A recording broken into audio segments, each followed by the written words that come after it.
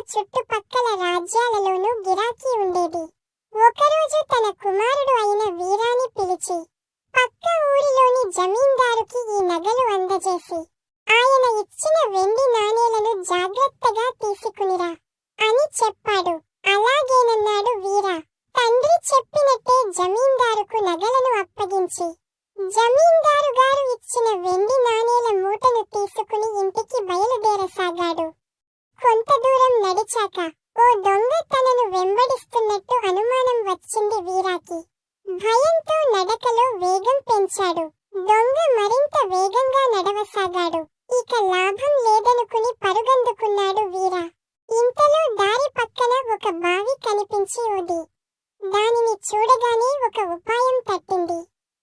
తన చేతిలోని మూటను పక్కనే ఉన్న పొదలో పడేసి బావిలోకి తొంగి చూస్తున్నట్లుగా నిల్చుని ఎవరైనా సహాయం చేయండి అని గట్టిగా అరవసాగాడు. అతడి వైపే వస్తున్న దొంగ దగ్గరికి వెళ్లి ఏం జరిగినది అని అడిగాడు. వెంటనే వీరా నీళ్లు తాగుదాం అని నీళ్లు తోడుతుంటే నా చేతిలోని నగల మూట బావిలో పడిపోయింది. నగలు లేకుండా ఇంటికి వెళ్తే మా నాన్న నన్ను చంపేస్తారు అని ఏడ్చాడు. నగల కోసం దొంగ వెంటనే బావిలోకి దూకాడు. తన ఆలోచన ఫలించడంతో క్షణం కూడా ఆలస్యం చేయకుండా పొదలోని మూట తీసుకుని పరుగున ఇంటికి చేరుకున్నాడు వీర.